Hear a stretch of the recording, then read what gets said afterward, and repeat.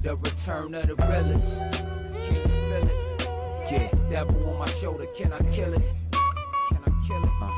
Can I kill it? All my life. Yeah, hate on my shoulder, can I kill it? Tell me this, why you always hate? When it's go time, please tell me why you always waiting.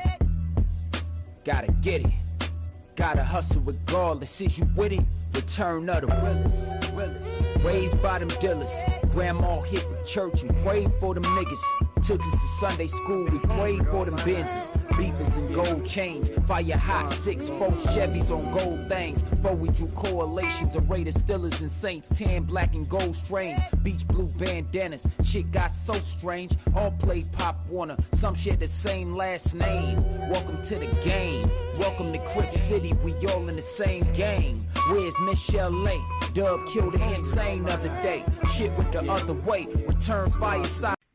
Well, they doing it at the G-Lew Show Westside Radio with a sprinkle of that sweet Cadillac by the way of the pot stirred by demons. Gangster got the motherfucking church house, and then Flossy got us up in this Bentley. So this is the G-Lew Show Westside Radio, the 27th letter of the alphabet, which comes to the number 9 when you add it up, the Hidden University of America, where they doing it at.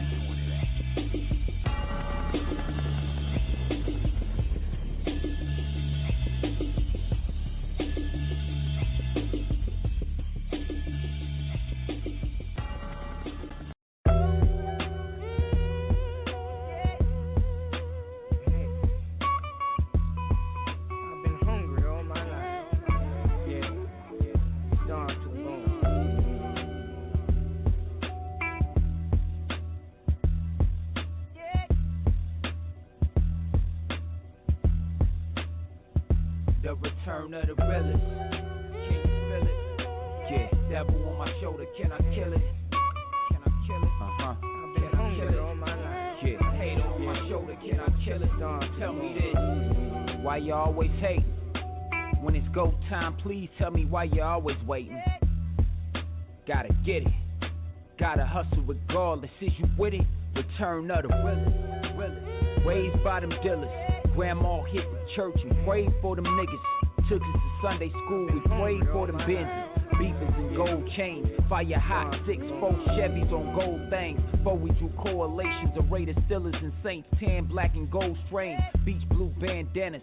Shit got so strange, all played Pop Warner. Some share the same last name. Welcome to the game, welcome to Crip City. We all in the same game. Where's Michelle A? Dub killed the insane other day. Shit went the other way. Return fire sirens week later. Cars line front of Leggett and King. Headed to Ford's line. Nothing but 40 OZs pouring out. For the homies who ain't here, tell me you can't fear when you land on that main line. Walking down 25, jury and none of your peers, not even 25. Shipped to a level 4, praying to God on the devil flow. All behind the lies the devil told. Even with the odds stacked, real G's never fold. Free lil' bruh and them in the box, name still good as gold. Chose to stick to the code, most of y'all would've told. And live your life with a snitch jacket cause it got cold. No respect from the queens, no respect from the bitches. No respect from your hitters, face whacked out on your pictures. Man, I pray to God I'm not one of you niggas. Man, get the fuck up out the game if you're not with the business. In the quest to reach manhood, travel road of the righteous, road less travel, practice code of the lifers. Under the mold of the 5%ers, poor, righteous teachers, death before dishonor in the field of life in the bleachers. Life for your speakers. Yeah, this just life as I see it. Ha, and I'm one of the illest. Yeah, the return of the realest. Can you feel it? Devil on my shoulder, can I kill it? Can I kill it? Can I kill it? A hater on my shoulder, can I kill it? Tell me this.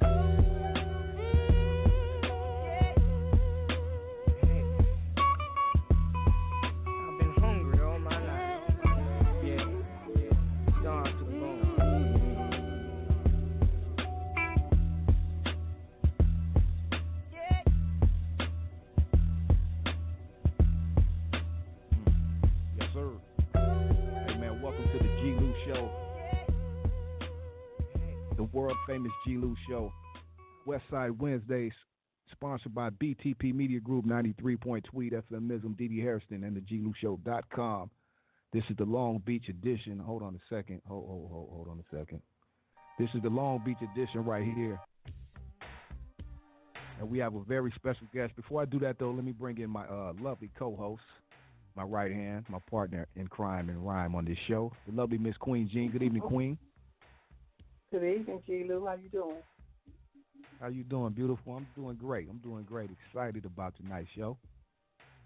I am, too. I'm excited to learn the history, the journey, all that. So I'm excited with you. Oh, yeah. Very excited. I've been hyped up about this one. I actually been wanting this interview for a while, so shout out to BTP, my promoter hooking it up and all that. But we have a very special guest tonight, man, a legendary MC, a legendary man, great human being, great dude, great character, solid dude up and down. I know some of you may not know, but the real ones know. And if you're into hip-hop and you come from the West Coast, L.A. County, Long Beach in particular, and anywhere around that, you definitely know who this guy is. You know, not too outspoken. He likes to be in the cut. He's not out there with the extras doing a whole bunch. But like I said, if you know, you know. And I definitely know. So it's an honor to have our special guest for tonight. I call him the MC Long Beach Technician, who goes by the name of Technic, the Block Rebel. Welcome to the show, sir. Peace, gang. Yes, sir. Y'all hear me? Yes, sir. Yes.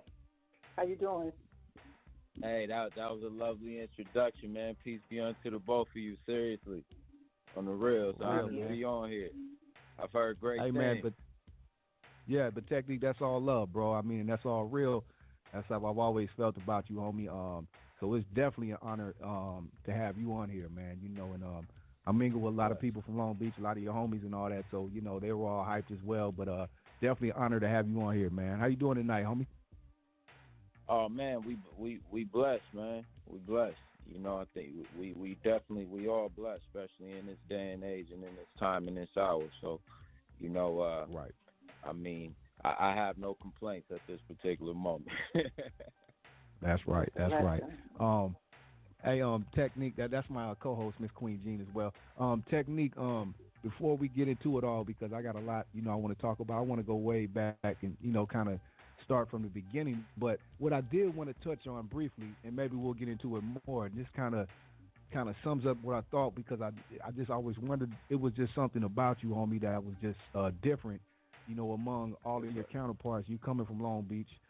We know you're connected. You got family, homie, all that from Insane Dub, but we know you never gang bang and did all of that. But I always knew it was something different about you, but you were just a solid dude.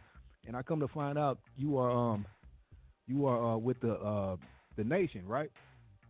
Yes, sir. Man, and yes, and sir. I didn't know that before. Yeah, I didn't know that before, but now that puts everything in perspective, man, about your character, man, and your whole get down, and it just makes everything, sums everything up now of why I knew it was just something different about you and your character and all of that, and I guess that kind of sums it up now, because I didn't know that about you, bro. Sir, bless, and yeah, I mean, even with like what you say as far as like family background with all of that, wherever your grandmother or your great grandparents, wherever they live, that's where you from. You know what I mean? Right. Whatever neighborhood. Right. So it's like if I've heard brother say it before, like if I would have grew up in Compton, I would have been representing something over there. But us coming from being in Long Beach, and that's that's just Blue City, and before it was that, I see you. I was peeping the freestyle that you played, man. Shout out to Kendrick and all of them on that track. But that record right there it pretty much kind of sums up what we talking about when we all came from the sandbox, and then you get to a point to where you have to make a choice. Right. So by that time, my homies was pretty much from everywhere, and just experiencing and dealing with death at such a young age. On my older brother, who throughout the years I realized was a significant piece in the issues between the Insanes and the 20s for an extended period of time. And that's not to, glorify that matter because, my brother lost his life. But what that was like a turning point early in the game for me. You know what I mean? Before we even really hopped off the porch, we were already there mentally trying to understand what this whole beast is that we out here dealing with. So just being a product of the 80s and coming from Long Beach, the 80s and the crack era and the Reaganomics and, all of that was a significant part of our upbringing. So we represent that cloth. That particular space and time, that was where, you really had to, learn how to be a man out here for real. Survival of the fittest. During those time frames. You know? So I mean my generation, just real quick, we came up, just to be honest with you, I didn't see life past 21. So we lived like that. We did as much living as we possibly could before, as your homies is falling down around you, your childhood friends, whether it be to the pen or to the grave, you start living fast. So I understand the youngsters when they feel like they gotta move fast because they operating under that illusion, under that lie. Until you break past that threshold, do you really start to understand? Like, hold up, I actually have control over something. You know what I'm saying? Right. I don't gotta just go with the current and the brothers that's being led to slaughter. And the beauty of it, of being on that side of it, now it helps us qualify ourselves to deal with, with other brothers and sisters that coming through it. And it's not to be, I'm not trying to say like, to come off as holier than thou, but to just understand like, hey, bro, it's other options. There's other options, and we work. Go ahead. I was gonna say, Technic. How long did it take you to figure that out? Because as everybody can hear, Technic is very intelligent. You know what I mean? He's not your average, cat. But I want to ask you. You did say, you witnessed your brother go through his thing and all your older homies. But still, as a young mind, impressionable mind, how long did it take you to figure that out, or still not be led astray? Because even though you still have this mind frame and you you knew what you wanted, you still had to be amongst everything. Even when you got in your rap career, you're around all of these dudes that's from the neighborhood or from 20s or insane. It's surrounded around you. You're still young and impressionable. I mean, still, how did you keep a mind frame to still stay steadfast and not going that route? You know what I mean? When I'm sure it was still just all around you everywhere. You know what I mean? And just to have a strong mind that way. I can't say I was blessed to, have my father. You know what I mean? He really stepped in, and even though he was, knee deep in the game, you know what I mean? He gave me and my siblings, the real. He just gave it to us raw. Right. You know what I mean? Right. This is what it is. What decision or what choice are you going to make? This is the results of it. Some of it I'm showing you through consequence. You see what I'm saying? So these things is kind of like when you in it already, when you live in life and you're surrounded by a certain type of energy, and I'm not going to say like it's a bad energy, when you speak about like the hood or you speak about this, because it's a lot of love in that. You know what I'm saying? Like my OGs who probably are notorious for different things on the street as far as their street legend is concerned, these are the same guys who never told me nothing wrong. They never put no gun in my hand. They never, you know what I'm saying, put no dope in my hand or led me in those type of directions. You know what I mean? If I was pushing for it, it was something I would probably be education for. And some of us listen. You know what I'm saying? Some of us listen. Right. And I think that, just having those type of support systems, it's gonna get you through. For real. Right. But I mean, that's why I say, man, go ahead. I'm sorry. Right now to be where we at. Right. You obviously could tell that, like you said, man, you are structured and had, somebody around you or a good influence, whether it was bad or good, to still mold you correctly, like you said, because you still, youngsters have, and it's still like you said, you have everybody is surrounded and has choices. Some people are choose, what they choose, or maybe weaker minded and just influence more easier. You obviously had the structure and in your own mind as well. But the structure you have in your mind frame and your get down is to where it's like you're schooled all the way, where you're not you don't bang and don't have to, but you still have the knowledge and all of that of a seasoned vet or OG or somebody who lived that life as well. You know what I mean? You have all the handbook. You know what I mean? So it's like you're schooled in that aspect as well without having to do that. You know what I mean? Which is a blessing in itself. Could you agree on that? Right. Yeah, definitely, man. And I mean, to even go further on it, because it's not, it's not even a me thing. It's universally. I think it's like more than anything, we want to be recognized as men. Right. You know what I mean? Right. Like some of us, it's brothers that however they go about it. You know what I mean? But at the end of the day, a man wants to be recognized as a man first. So that means wherever you go, you have to be that in order to be recognized at. Wherever you walk, wherever you stand, that's what the consensus is. You give respect humbly, and it should be reciprocated. I think that that's at the end of the day, that's what the striving points. I done met some beautiful brothers, man, from all kind of different neighborhoods, all over this country, all over the world. You know what I'm saying? So I feel like the fence that we put up on our mind, that's on us. I can't talk. I can't deal with this dude because he from here or he this and that. Well, at the end of this, I'm dealing with a spirit. I'm dealing with a being like such as myself. Whatever fancy title you put on it, that's on you. You know what I'm saying? Right. But that's what I think that's what it comes down to. Right. Let me ask you this, Technic. Another thing, man, that is real kind of unique. I don't know if it's just something in the water or what it is. Something about Long Beach is that first, everybody from Long Beach, and this is what I get. Everybody, I'm not from Long Beach, but I got a lot of friends and people from there.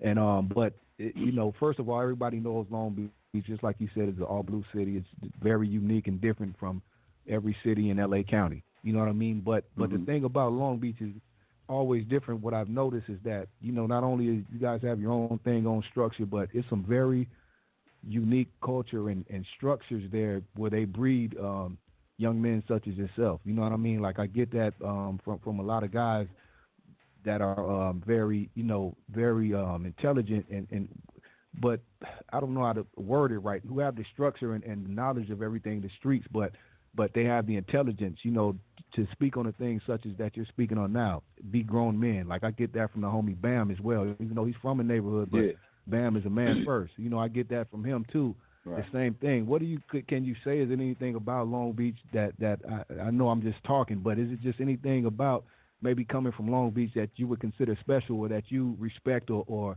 are proud of coming from Long Beach that is different from anywhere else, especially in LA? Yeah. Well, I could say, and I mean, it's a lot of evolution taking place right now. It's a lot of gentrification and all this going on universally. So we see what time it is there.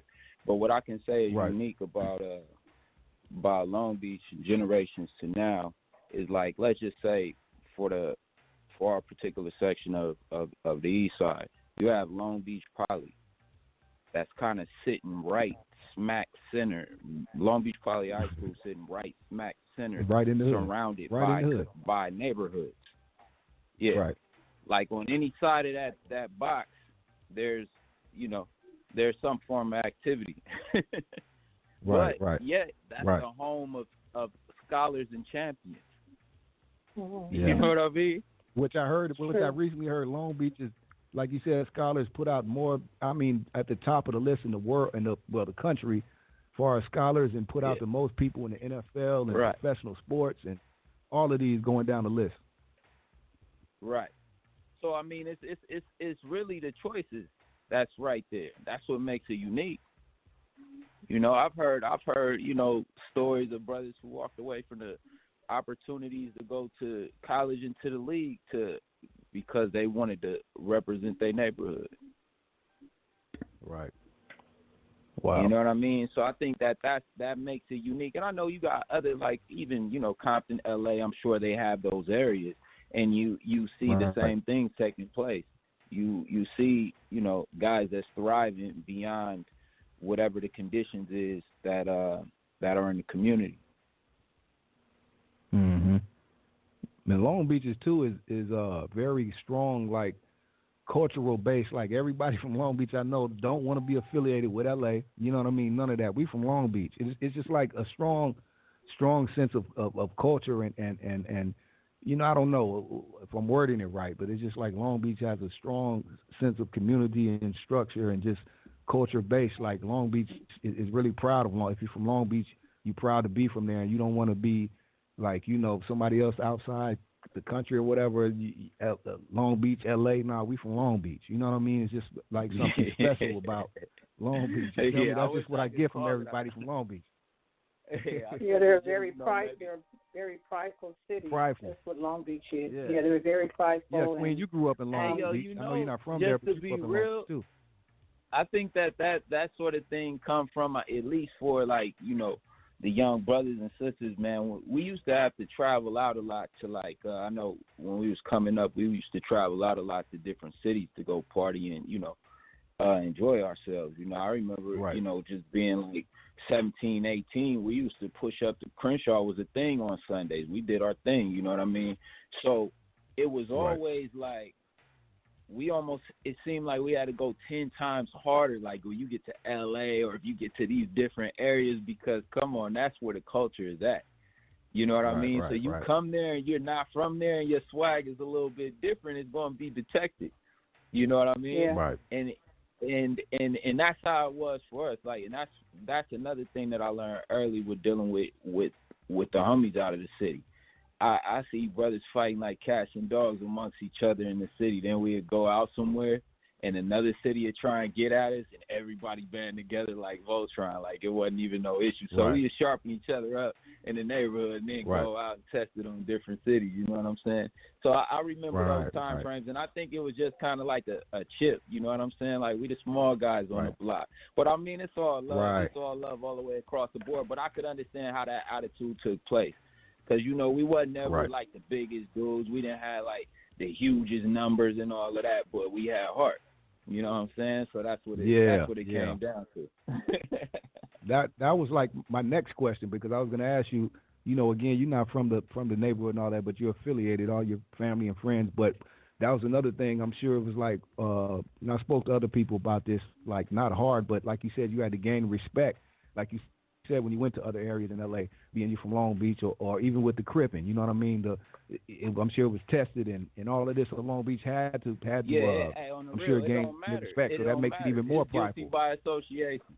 You know what I'm saying? I was 15 when the first single for Beware My Crew came out. LBC crew. You know what I'm saying? So that means we had the whole city on our back. And so wherever I go, I'm getting tested. Oh, you LBC, huh? You know what I'm saying? You a Crip. You from insane. You from 20. You from this. It didn't matter. So at the end of the day, it's like, all right, I can let you know I'm not active on that tip, but come on now, bro. You know what I'm saying? Like, we not gonna play the games. You know what I'm saying? That was kind of our thing, you know. So I mean, at the end of the day, it was what it was. Whether I was or whether I wasn't, I'm from Long Beach, period. You know, born and raised. Because I'm sure what it is. I'm sure that was an issue, because a lot of people just don't know, and especially like you said, which later they could distinguish the difference, because later you could understand once you got away from the whole LBC crew, and I mean not the LBC crew, but the Snoop and Death Row thing. You were more able to establish yourself as your own man, and you had your crew, the Pac Div and all of that, which were more about hip hop. Dynamic Certified. Dynamic Certified. My bad, bro. Yes, sir, and you were able to distinguish that, you know, more of what you were, opposed to just like affiliated with Snoop and all that, and like you said, people just would assume you were a Crip. You know what I mean? Just like Badass. We learned later he wasn't, you know, gangbanging, but people just assume that. You know what I mean? Just from the affiliation. You feel me? So with that being said, I guess I just want to get a few things out the way. That being said, Technic, can we go back a little bit? Because I want to ask you about just the start of everything. Like you said, you was 15, bro, when you got on that LBC crew and just blew up across the world with Beware My Crew and Thin Line. You in a major motion picture movie, and I'm sure it was just overwhelming to you, homie, at 15. But even with that being said, you were still, like you could see at that time, I don't know if I could see that you were still something different about Technic. You were like a grown man at 15. I'm sure I even heard like you was the one that set it off to break the group up. Like, I ain't having this shit. Like, you were a grown man at that time. Can you take us back? Yeah, I heard about it, homie. I heard about it. I heard that Technic, the one that set it off. Like, nigga, I ain't having it. So take us back to them times, Technic, when you fresh in the game and, everything, that you consumed at that time, man, at only 15, I'm sure, even earlier. I mean, I guess now, bro, it's like my perspective is ill because I have he's 16 now. I got a 16-year-old son, and you know what I'm saying. So I look at this dude and I see myself. I'm seeing myself at that age frame. I'm seeing, where he's sharp at and where, I might have been a little sharper. You know what I'm saying? I'm weighing the two out. Right. So I'm just saying, if I could go back to that actual moment, you really don't know what it is at that age. You see what I'm saying? Right. Like you don't know the magnitude of what you're actually dealing with. You know what I mean? You're not realizing that you're potentially stepping onto the world stage at this age. Right. You know what I mean? And see, for me, I don't think that my initial intent was to be a celebrity superstar. I'm a artist. Like always, even during that time, I was in music technology classes. You know what I'm saying? I was taking classes on everything that was pertaining to what I was doing in life at school, in public school. So, I'm piling it on for myself because I'm trying to learn this thing, but I'm going to public school. I mean, most notably Jordan High School in North Long Beach. Like, this is a melting pot right here for what I was trying to do at that particular time. The attention, I wasn't seeking it, but it was crazy. It was crazy. So, I mean, just to look back at that particular point, I was more a student to it. Mm-hmm. That was my angle. I always was trying to be a student to it. So, I mean, just to, clarify as far as with them saying, Tech set it off. Well, I had music technology class. This lady, Miss B, she used to make us read books on the music industry and recording contracts. Right. Okay. Now, mind you, that makes sense. 16-year-old kid with this type of information, I'm not years versed in the music industry. I'm coming straight out the textbooks on you. This is supposed to be this. I need this. Right. You know what I'm saying? And it, I probably could have, dealt a little bit different, but that was my mind frame. Just in all honesty, that was my mind frame there. You know what I'm saying? Fair exchange is no robbery. That's my father told me that young. So if you're doing a service, then that service, at some point is going to require the proper compensation that's agreed upon. Right. And we'll leave it at that. And of course, but it wasn't no tripping.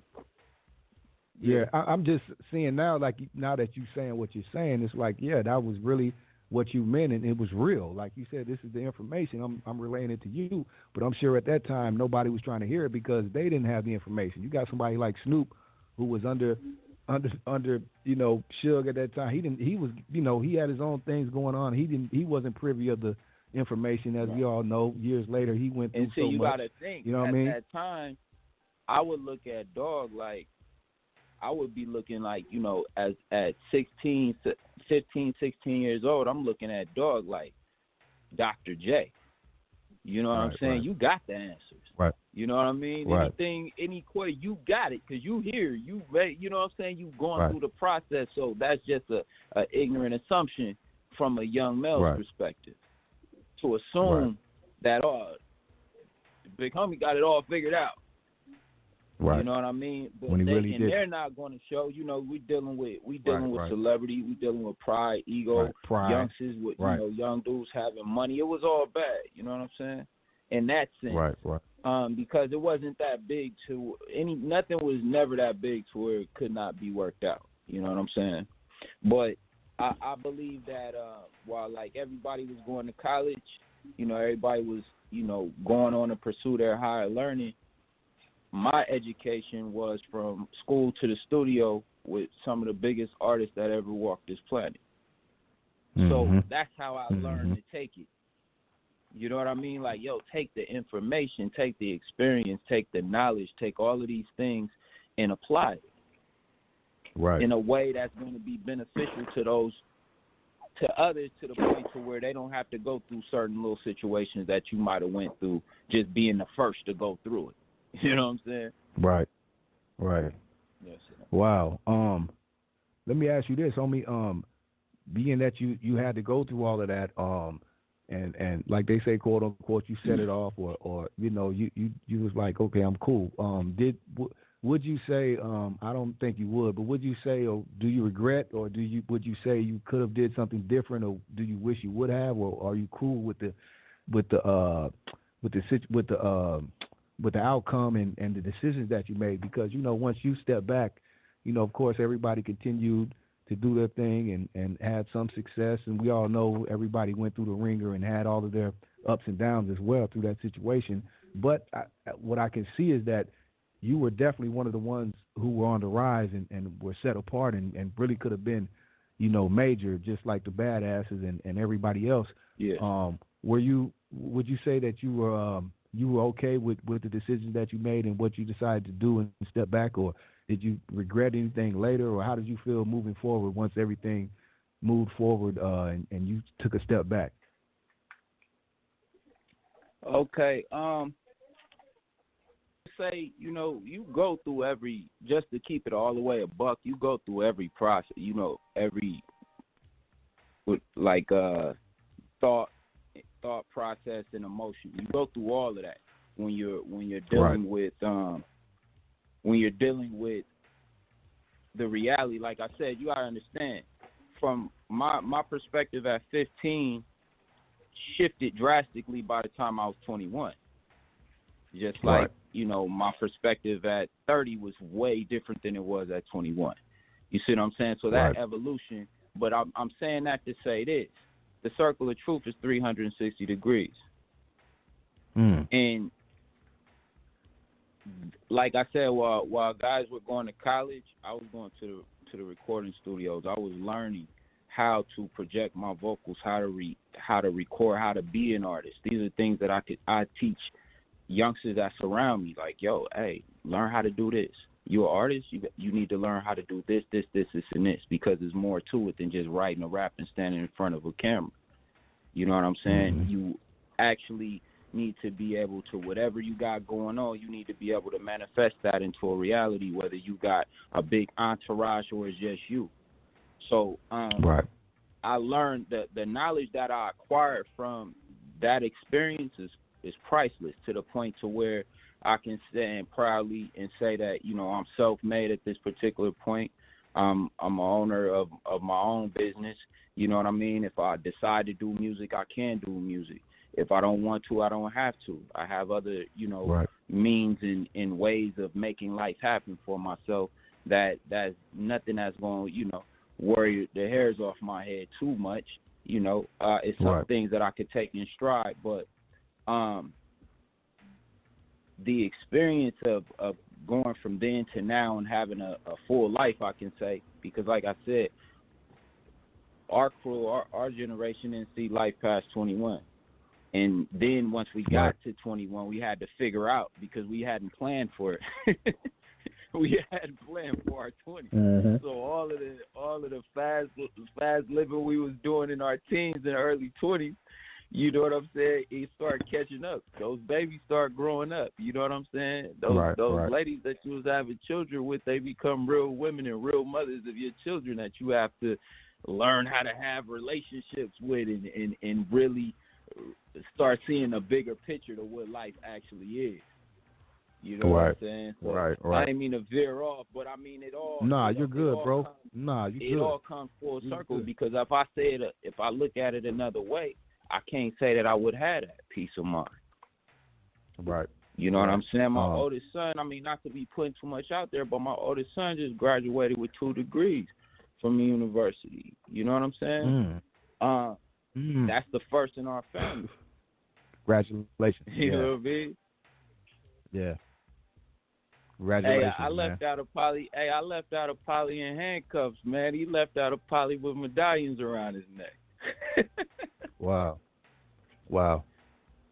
That's a beautiful thing, homie. Part of that 360. That's a beautiful thing. Yes, sir. I mean, it's only right. I see you as, I'm sure you raised your son to be a real man because that's what you project, always have. Like I said, I can go back to when you were, like you said, 15, and just the structure and the things I've heard about you and the way you carried yourself, it's just obvious. Let me ask you this, Technic. Did you ever, and I don't want to perceive it as beef because people may think or may not think you ever had beef with Snoop or whatever just because you had your own mind and decided to do what you want to do. But did you ever, later down the line, did Snoop come back and give you respect for being a man at that time and doing what you did? Like, you ever come back and say, hey, man, you were right, or give you the proper respect? Were you guys able to kind of have a respectable relationship later down the line?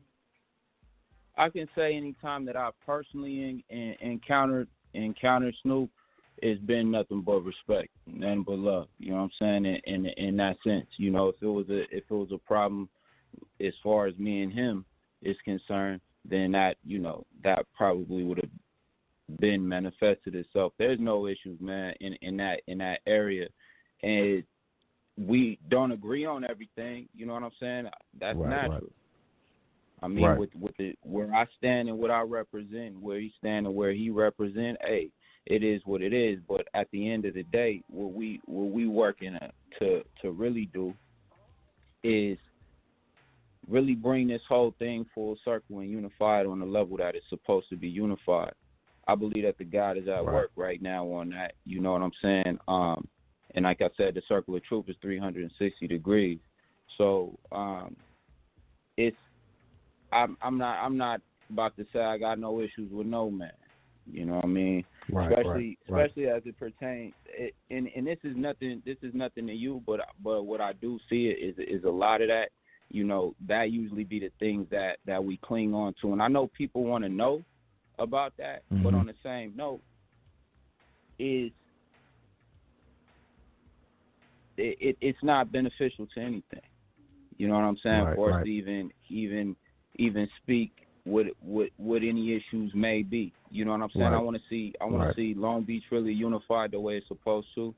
I believe that our city been hit with a major divide and conquer over time, and a lot of it is just I mean, for whatever reason it is. But once you know better, you do better, and that's what the striving point is. You know what I'm saying? As far as hip hop is concerned, the legends, the things those that have put Long Beach on the map, that's not, none of that's to be rivaled, and none of that, we can't take that from nobody who then stood up and let their voice be heard to represent, for themselves, their crew, their family, their section, whatever it is you representing for.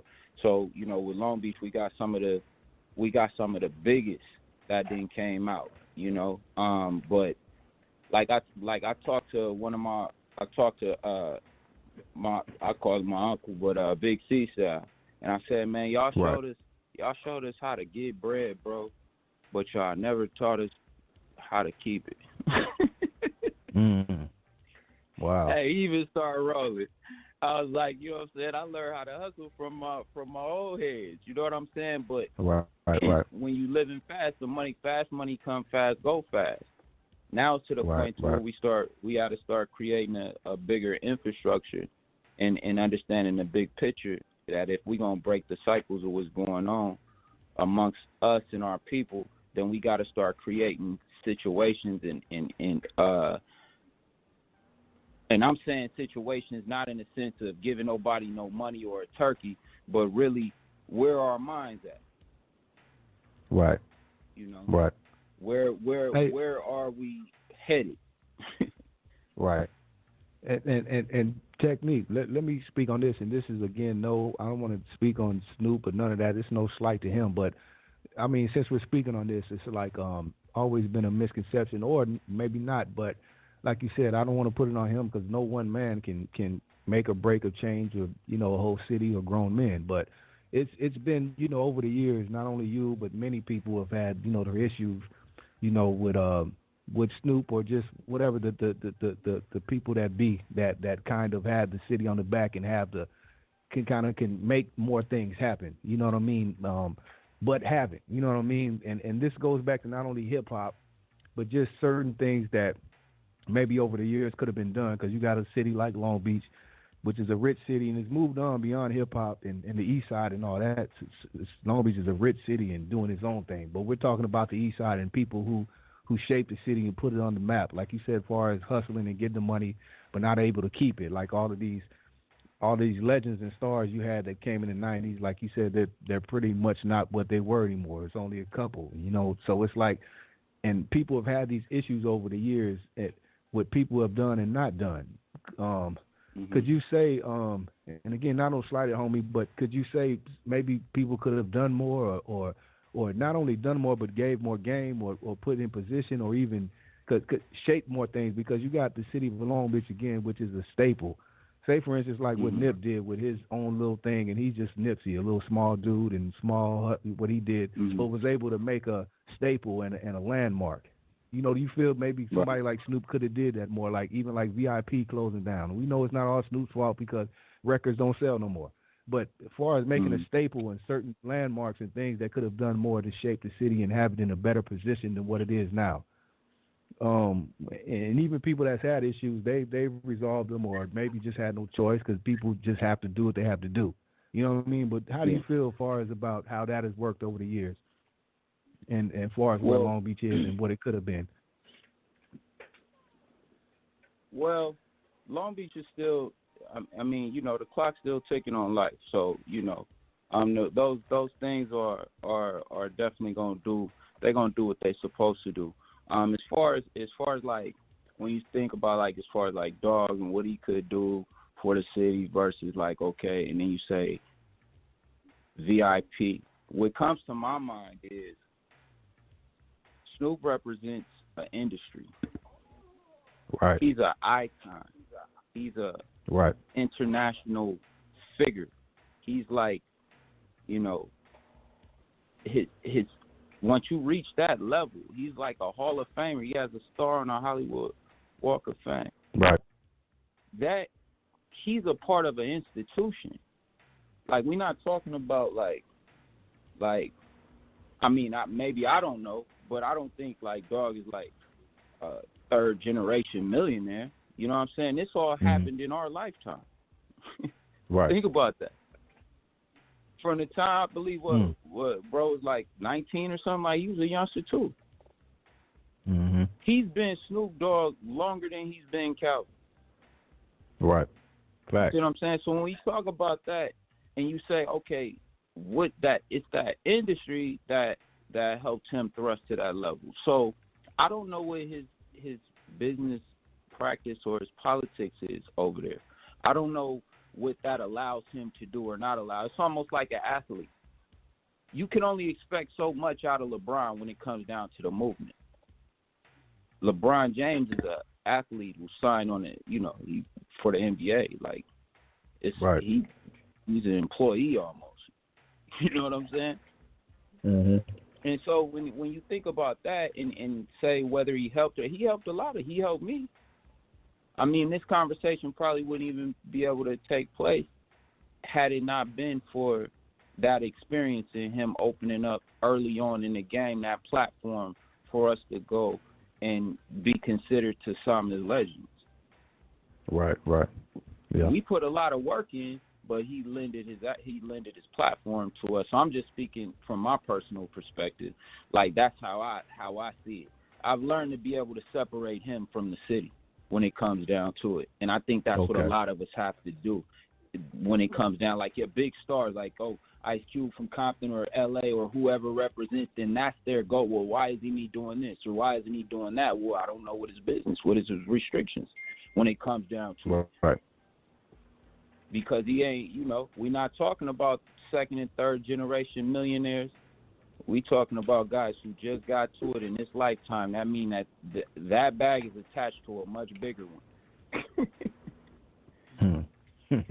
Yeah. I like the way you put that. Yeah. Yeah.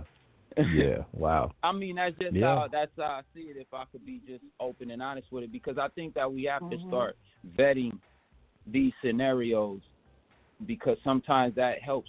We help perpetuate and cause that thing to keep on repeating. And it's guys who grow up and don't like, well, he did this person like, or he did that person like. Okay, I don't know what they did. Like, my business and my situation might have been different.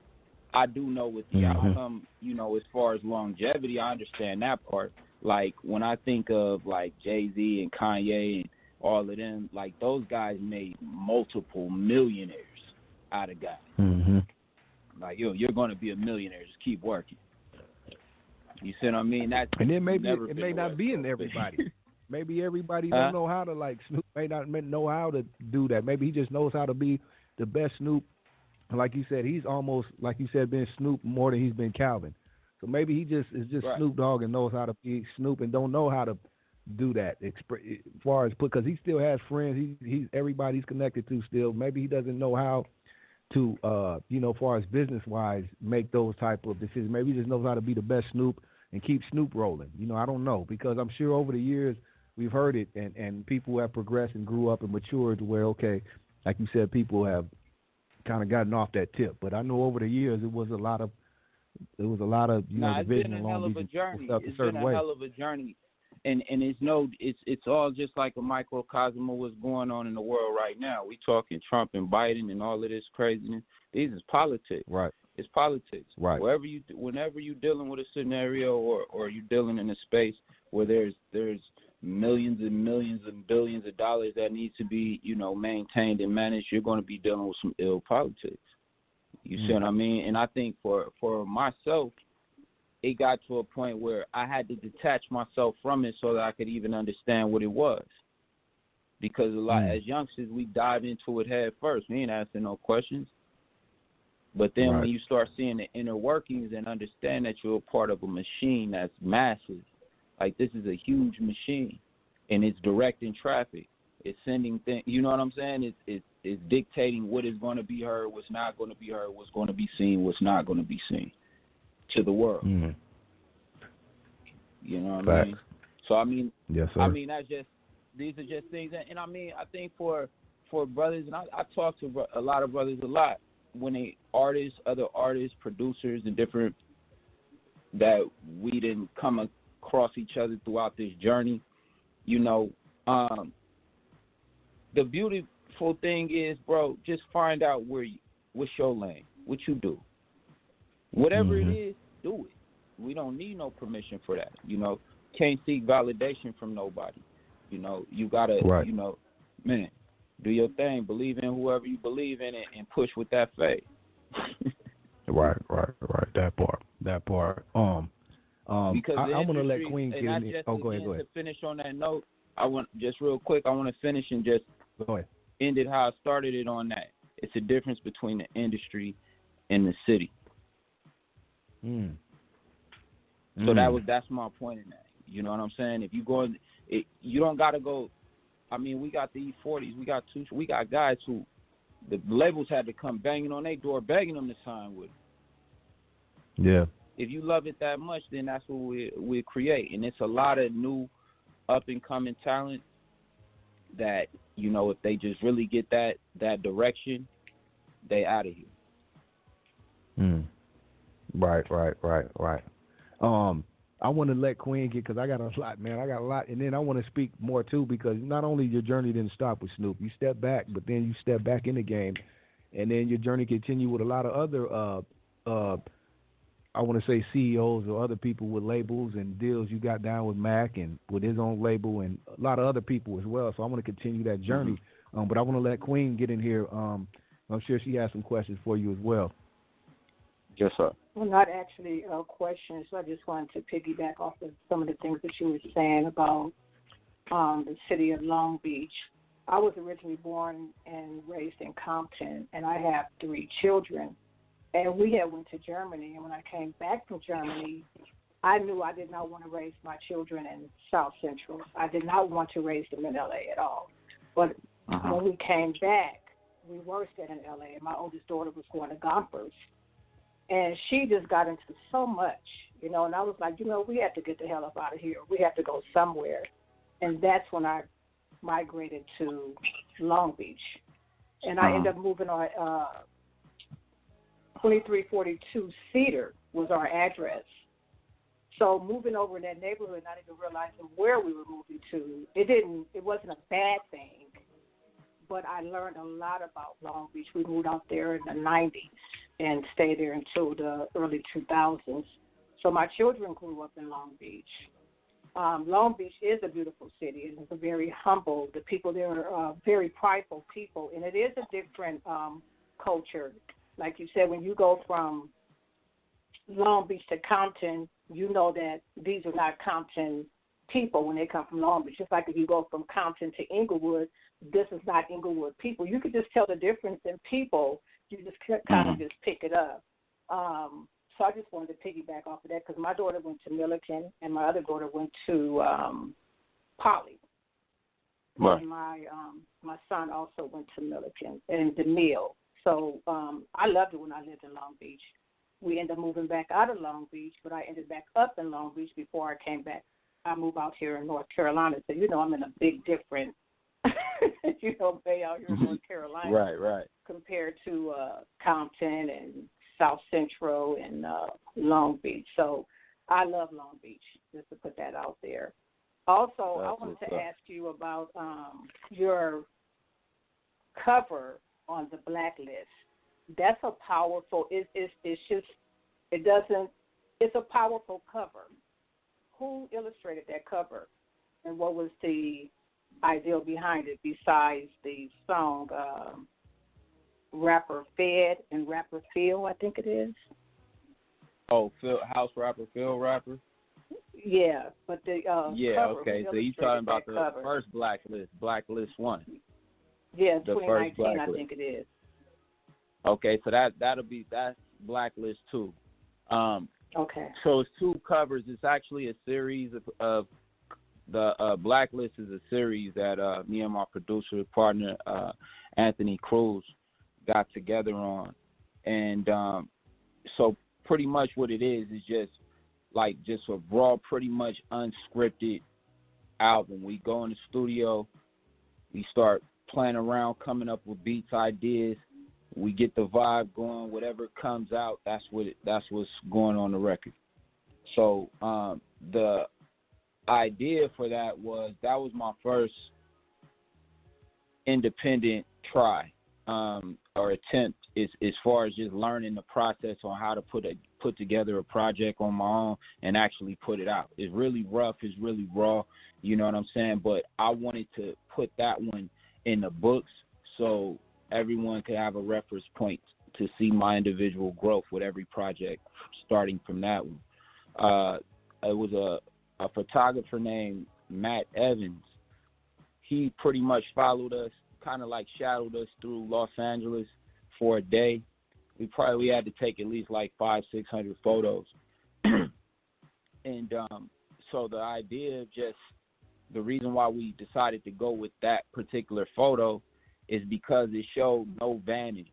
It showed no, it wasn't pretty, you know what I'm saying? It wasn't all gloss. It was just like, we here, what's up? Almost like Nick Nolte and Eddie Murphy, 48 Hours. We just here, what's going on,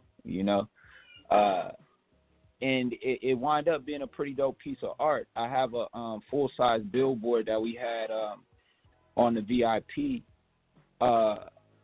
and, I had that at my house now, so, everybody they like that image when they come through. But it was just one of those, it was just kind of came together. We didn't have no real rhyme or reason. We was just trying to grab, just a real raw look. to match the sound of the record. Yeah, very impressive. I seen it. I was like, okay, I like that because it's powerful. It's actually powerful. So I wanted to just ask about that. Yes, yes. And you worked with Tupac? Yeah. Can you give me a good memory of Pac? You know, I was more the youngster that was around. You know, I seen Pac in motion more than I actually hollered at him. You know what I mean? That dude he was moving. At that particular time, I would say he had to been working on movies, commercials, albums, features. Like, he was doing it all at that particular point. And so the way it happened with the record, Boom, Boom, Boom, that he was on, we had laid the record, and I believe Snoop invited him in to, you know, check out the records or whatever, and he asked him how he felt about that. One thing I always like to share about that moment is I seen this guy go write 3 verses. Like, literally. He wrote 3 different verses. And I don't know if he spit all of them. He spit at least 2, and he told us to pick which one that we wanted. This was all done. It had to have been like, it couldn't have been no more than like 20 minutes for this whole process to take place. Then he was off to doing something else. That was remarkable. Wow. I've never seen nobody work like that. Yeah. Rest in power to Pac. Rest in power.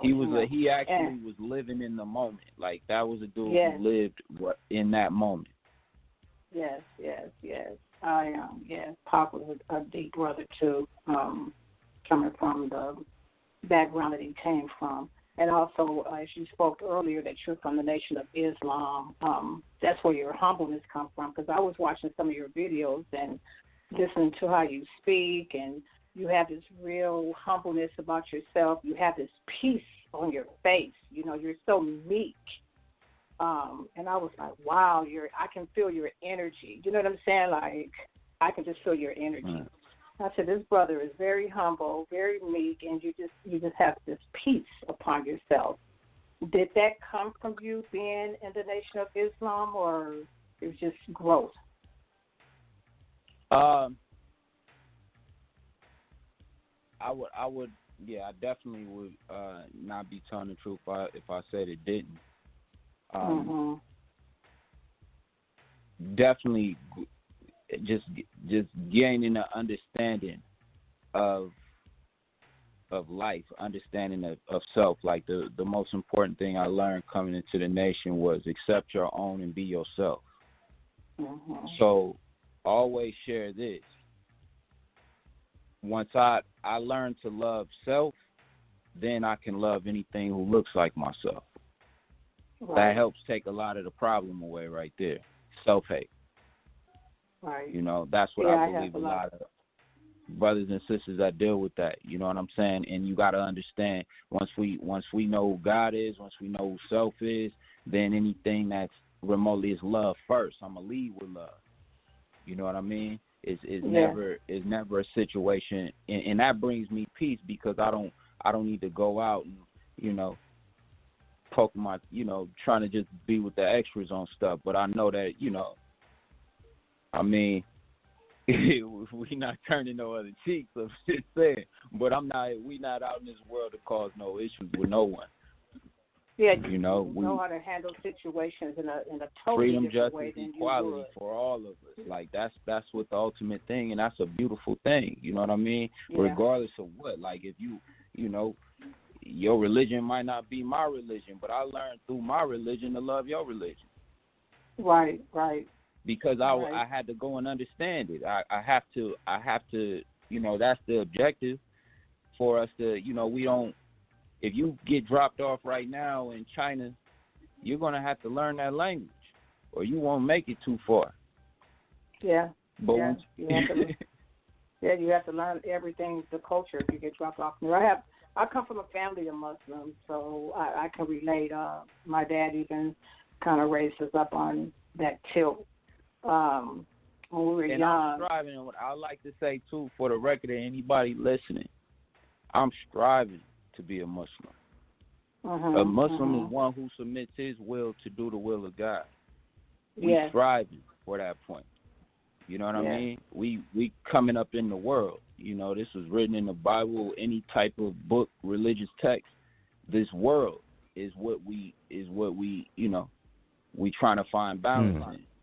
So we striving to be Muslims. You know what I mean? And I only said that just to, That's how the discipline, you learn that through discipline as well. The striving part. And I say that because a lot of times I hear a stigma, you know, oh, you're a Muslim or you're a Christian? And I mean, that puts me pretty much at the mercy of whatever you believe that to be. Does that make sense? Yeah, but if you listen to the Minister Farrakhan, he takes verses from the Bible and says, you know, Holy Qurans. You know, you have to listen. You just have to listen to understand it. And I do that. I listen because, like I said, I come from a family of them. And when we were younger, on our coffee table, all we had was Final Call newspaper. So, yeah, I can relate to what you're saying, definitely. So, that's about it. Hey, Tech, not to cut you off quickly, Queen, I want to jump in. Tech, I want to ask you, because like I said, I didn't know you were part of the nation until recently. When did you become a part of the nation, and what led you to that, or what influence drove you to become a part of the nation?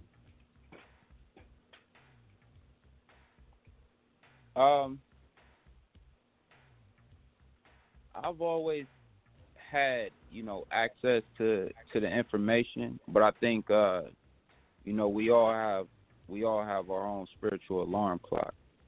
You know, I credit my understanding of Islam to my grandmother.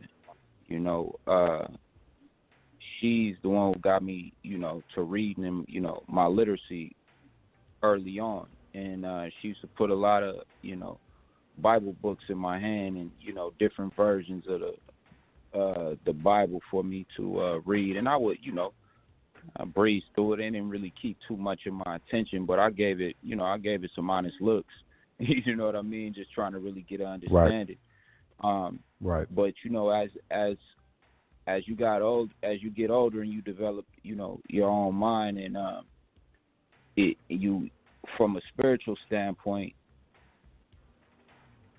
I think that's really where, you know, a lot of the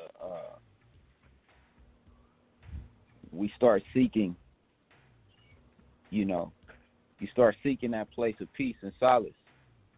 You know what I mean? And I can say that I mean, I studied everything. It wasn't just a one, this is what, this shoe fits me right here. You know what I mean? And what I like to say, that, you know, your moral compass is your moral compass. This is my moral compass, and I believe that it's a very effective moral compass, and particularly for the young black male here in the wilderness of North America. You know what I mean? Because it's not that it's no secret that we've been misled. There's no secret to that.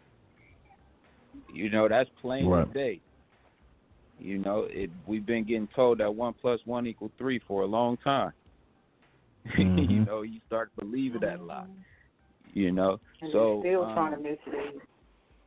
Right. So I mean, it comes down to the point where it's just, you know, due to lack of knowledge is why we suffer so much. Right. And a lot of us don't want to seek the knowledge because we don't want to feel dumb doing it. Right. You're absolutely right. Yeah, how does that work? That's deep. Yeah, it doesn't work. I'm thankful to the brothers and the sisters of the nation, some of the most beautiful people that I encountered, and the reality of it is that we all recognize that we all striving just to be better. You know what I mean? I can't be the ultimate judge of no man. That's not what we're here for.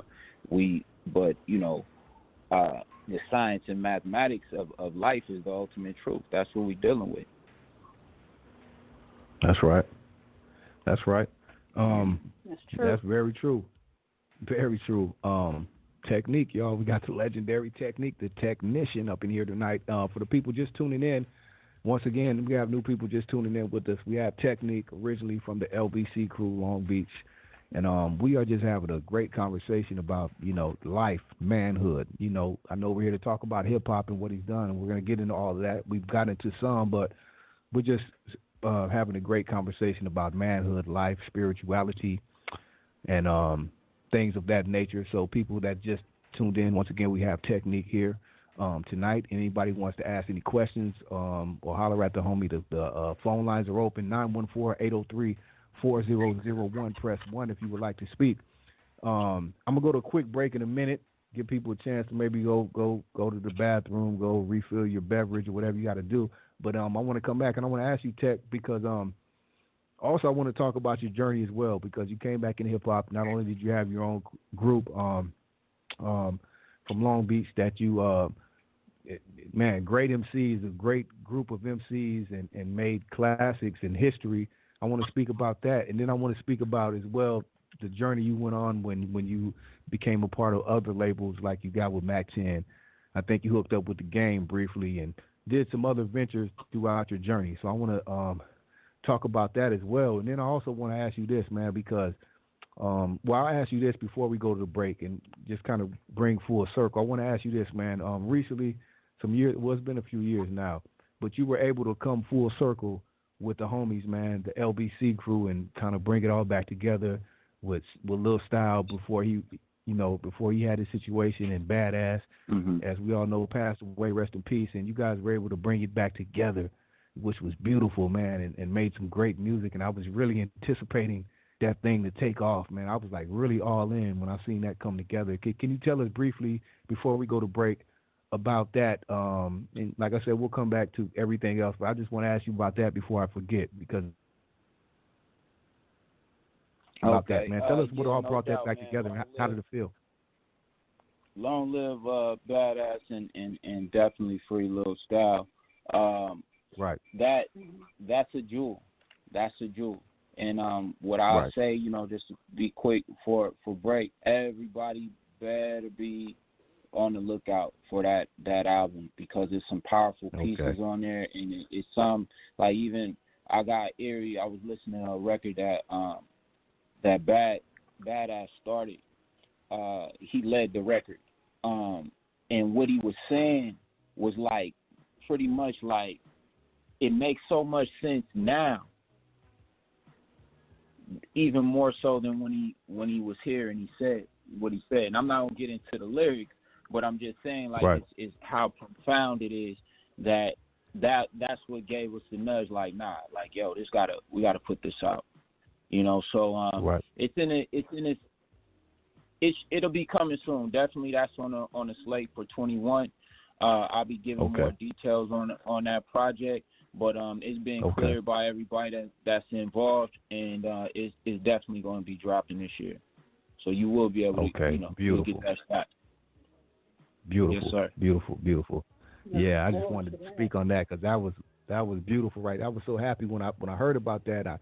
Even that time, that's when the technology was getting there, and we had the live streams, and I was seeing you guys in the studio cooking up and going live. That's before live was alive, when you had the early technology. Yeah, I seen y'all in the studio and all that, and I was like, man, it's a beautiful thing, man. I heard a few of the songs, and I was like, man, it was a beautiful thing, bro. So, yeah, I want to speak on that. So we'll take a quick break and come back and speak on all of that. Once again, ladies and gentlemen, we got the legendary Technic, the LBC technician, live on the G-Lew show. It's G-Lew Queen Jeans, sponsored by BTP Media Group, 93.tweet FMism, D.D. Harrison. And we'll be right back. We spoke on Tupac, man. We're going to go to this classic right here and a couple more. We'll be right back. What is an MC? If he can't rap. And what is a DJ? If he can't scratch. Don't worry about a thing, cause my niggas gon' do it all just like that. Bend over, bend over. Bend over, bend over.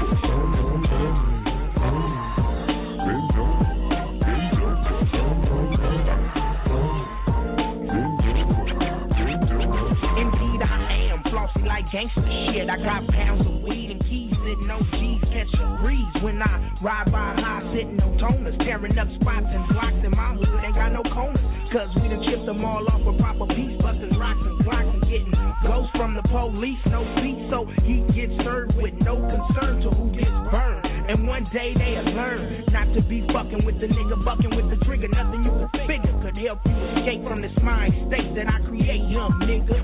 Yeah, and it's just like that. LBC out the moon and my speakers go. My rear view mirrors vibrating cause my speakers go. Yeah, LBC out the moon cause my speakers go. And my rear view mirrors vibrating cause my speakers go. Now TikTok, it don't stop when that funk shit drop to make your shit go pop. Now let that B ride in your G ride. We ain't getting me ride, hitting with that dog pound C-Lock. Now it's I with that stylish flow. So nigga step back or heads get cracked and I won't let back. Who coming with that gangster shit? The shit that only gangsters get gangster with. Now quick to bust your ass like the cops. Waiting to bait for my ass to flip flop, but I don't flop. I just flip the script when I dip the set trip. Keep the clip close to my hip and don't say shit when I blast. Now I done told your ass, slow the fuck on down, dog pound, motherfucker. And you know that these DJs out the moon and my speakers go boom, boom, boom, boom, boom. My rear view mirrors vibrating and my speakers go boom, boom, boom, boom. DPG out the moon and my speakers go boom, boom, boom, boom. My rear view mirrors vibrating and my speakers go boom, boom, boom, boom,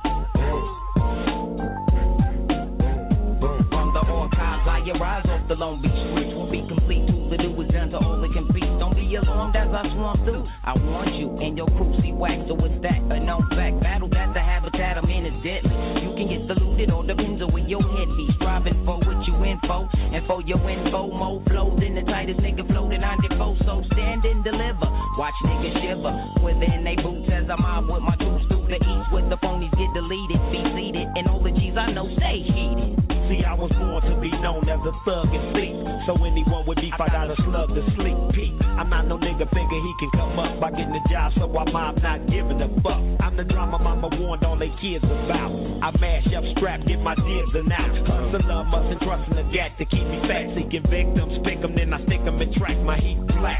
With the serial number scratched out. Don't wear a glass shield, but you still be assed out. I'm Mr. Trey D, and since the same G as my title, my method mainly homicidal. And you know that, 2-1 up the moon and my speakers go. Yeah, 2-1 up the moon and my speakers go. Yeah, 2-1 up the moon and my speakers go. My rear view mirror up the moon and my speakers go.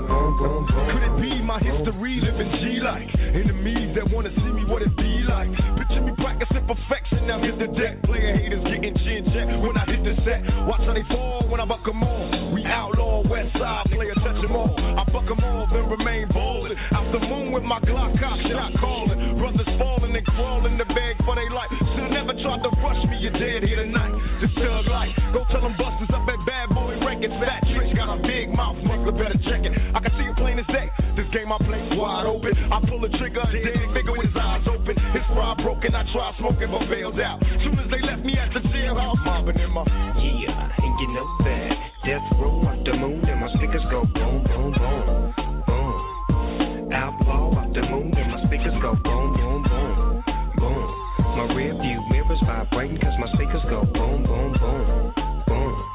DPG up the moon and you made that.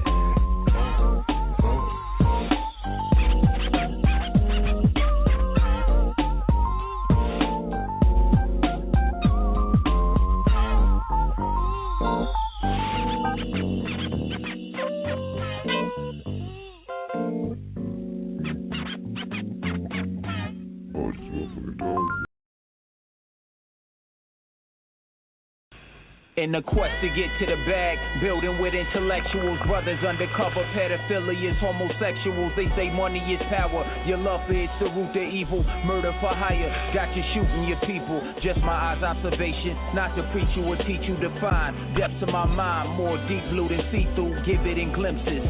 sneak peek of the preview, living a motion picture. Read the script from the scripture. Got a phone call, young tech, I saw you walking. My reply, I made more money walking than talking. Getting the mathematics appears my only option. So picture me rolling. Glad you niggas is watching. Waiting for me to slip up, fall down in a barrel. Every hood, every barrel, we falling down from the barrel. Fire out of the tip of it, spill the blood of a crip for it. Homicide, mortuaries getting paid off the rip for it.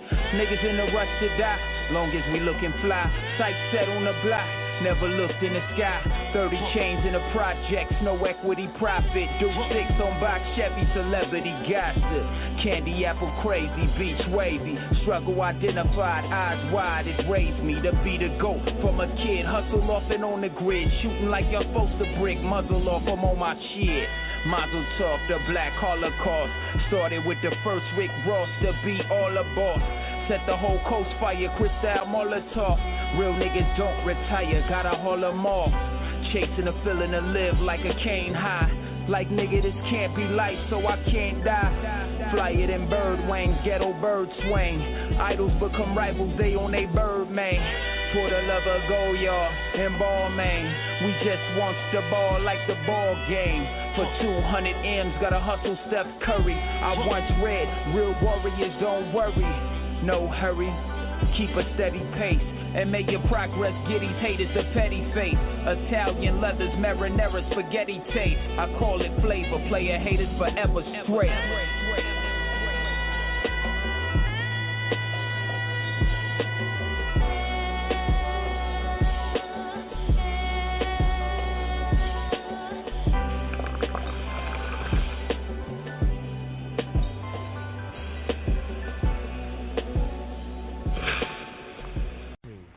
What's cracking? It's your boy OG Arabian Prince from the world's most dangerous group, NWA.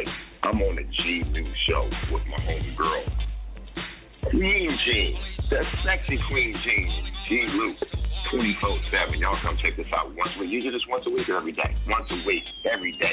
Get on the podcast, go check it out, go on the website, go on the social media, pump up the G-Lew show and Queen Jean. Peace. Arabian Prince, back with a style of type. Not slow and low, it's the fast type. Getting dumb. Can you hear the drum? Yo, Dre, why don't you pump it up some?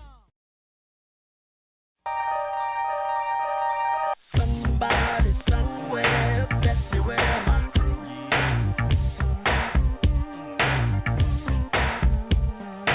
Somebody somewhere, that's where my crew.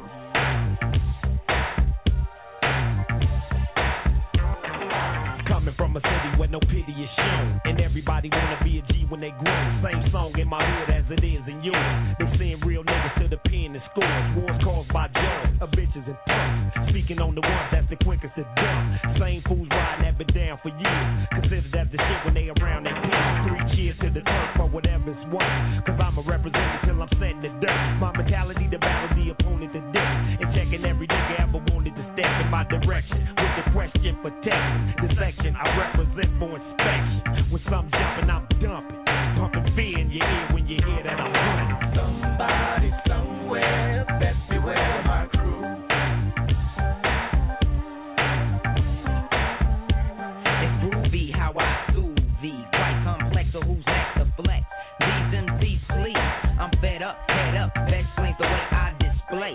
Any time of day, a duel, dynamically with the lyrical tool. Fuels on the fire, burning desire to get this rap game stretched down to the wire. Sire, I'm composed as a blast you'll see. From the T to the CH and IEC. Free from all this nonsense, guilt and shame. Can't trust no hoes, they the ones to blame. But what I didn't been through, seen and touched. Got a mental insight, the hoes talk too much. And out of my mouth comes nothing but game. And out of your mouth, please keep my name. Cause verbally you heard of the TEC.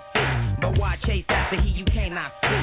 Somebody somewhere, that's where my crew.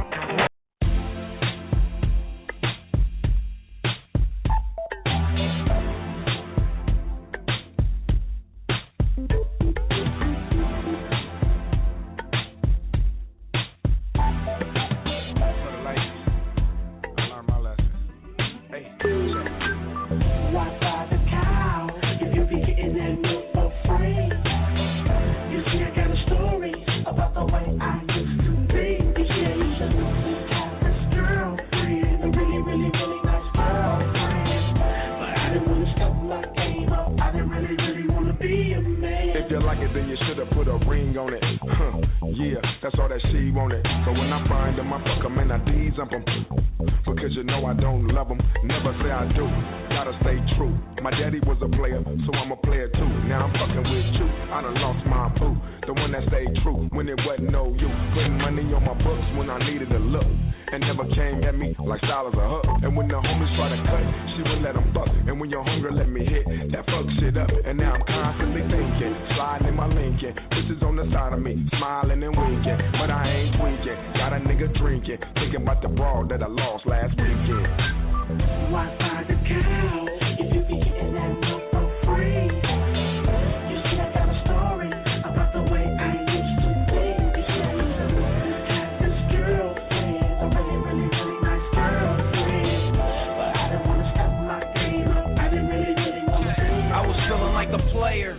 I thought you knew, like me and every other dude in my crew. We bump those, now it's your turn. Tell me, little homie, when will you learn? I had to let it burn like Ursher by way of ATL, a real bone crusher.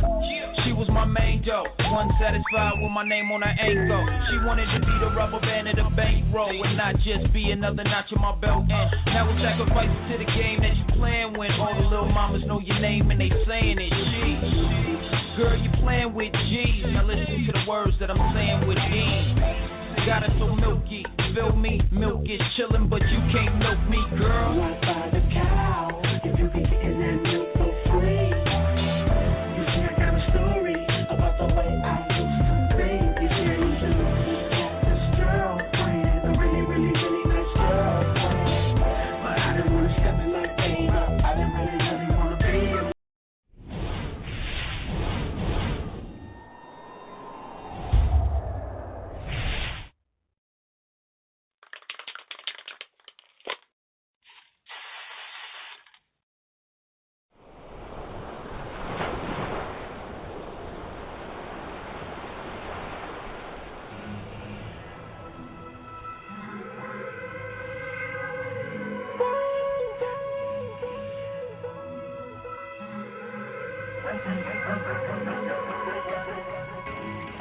Came to the city, man, I had to do it.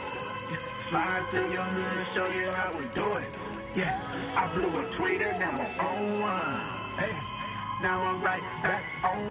Talk that, walk that, off bat, ball out the park where they chalk at. Concrete, park that, old school in the middle of the street. Let that volume to its peak. Party in the street, bodies in the trunk with the kicking feet. Niggas being sleep too long. Trying to wake that ass up, gas up with 2-tone.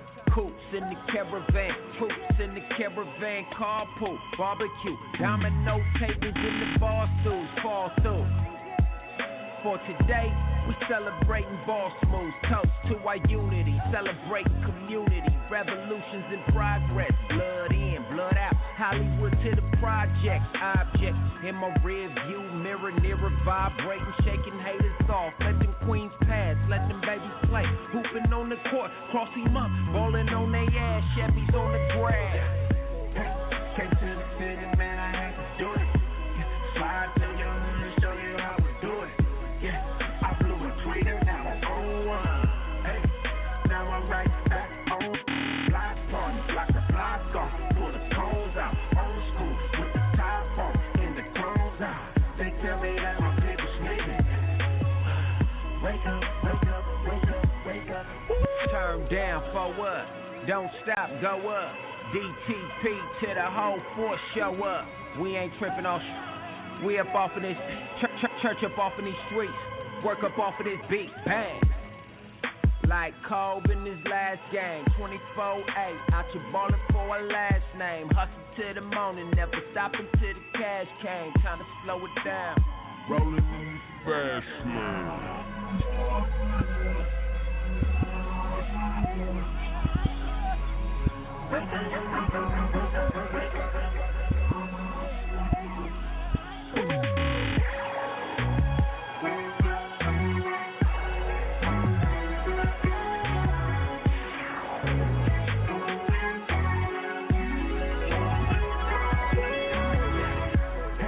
Came to the city, man, I had to do it.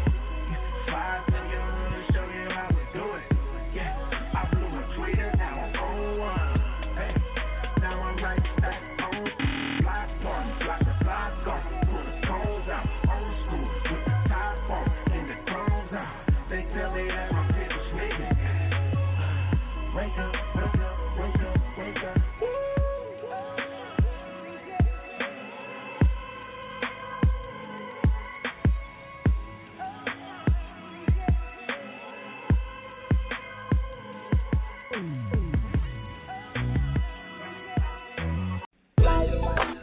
Turn your music up, grab your cup as you ride with the homie G-Lew.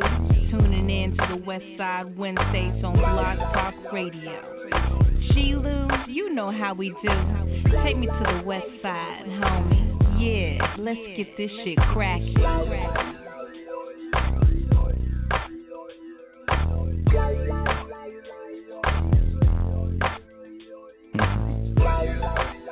Yes, sir.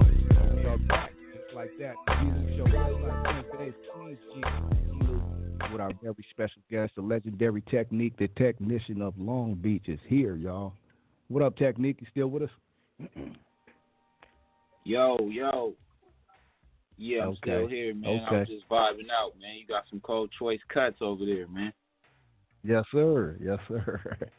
Had to take them there right quick because we got the technician here, man. We got to, we got to tune them up right quick. Yes, sir, man. Let me ask you this, Technic. You were cold MC, always like we spoke about life, manhood, all of these, your thoughts and everything. But as far as hip hop is concerned, you've always been a technician, like I said, man. Who were some of your influences as a youngster, man, coming out of Long Beach?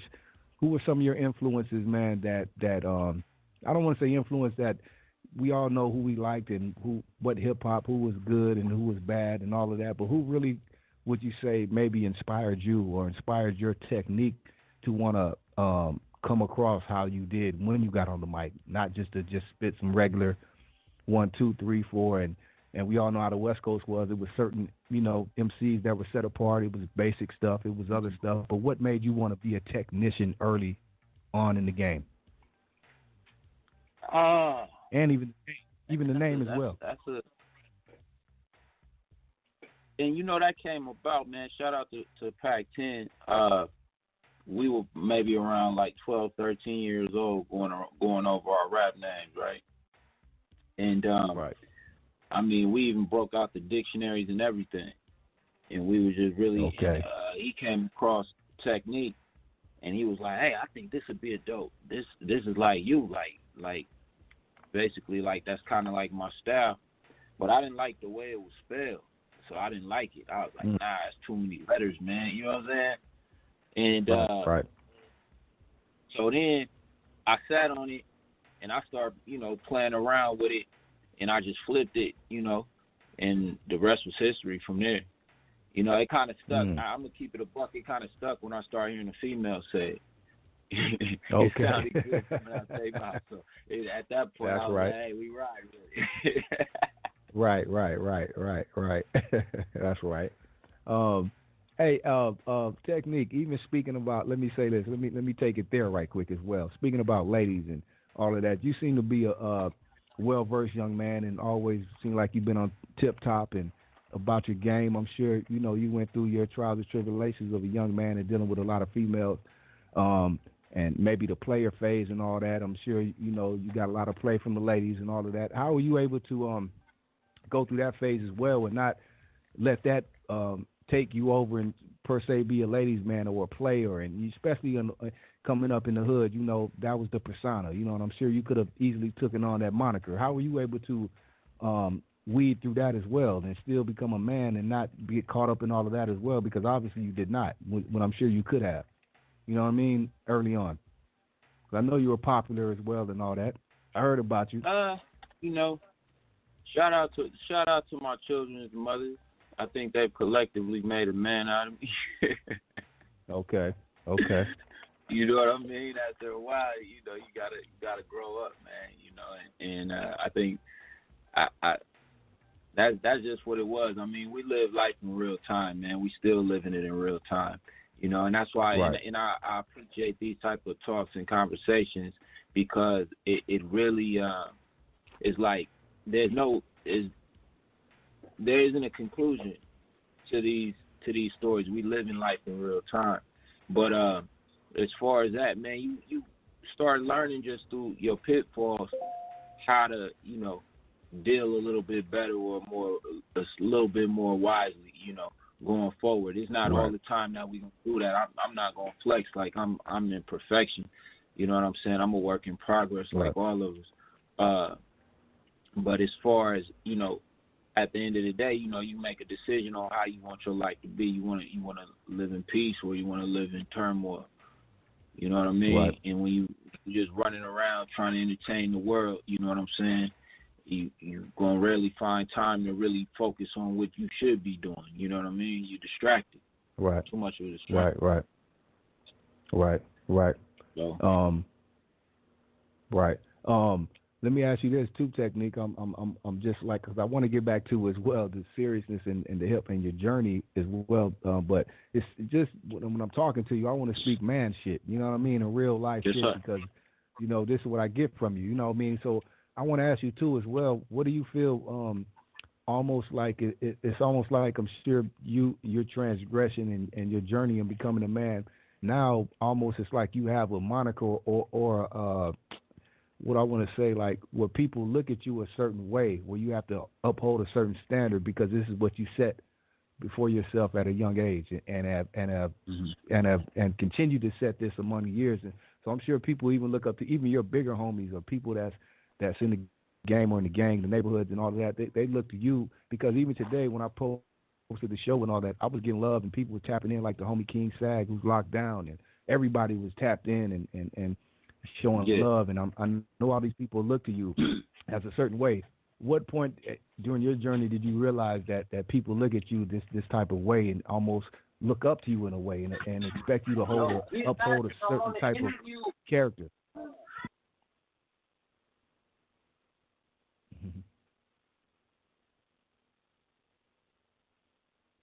No, he going. Technic, you there? Okay, you good. Yes, you good, homie. Did you hear the question? Can you repeat the question?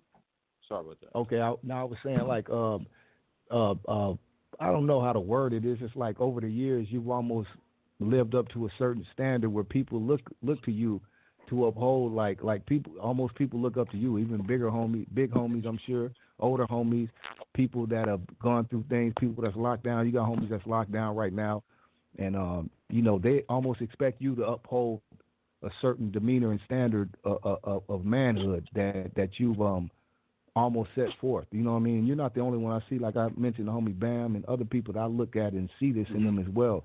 How do you feel to hold that, where people look at you that way? Do you accept it, or do you feel like, how do you feel about that? Because people look at you a certain way, man, and almost look up to you and expect you to hold that flag as to where, a commendable and a respectable, homie from Long Beach. Oh, that's honorable. I would say we are products of right. each other.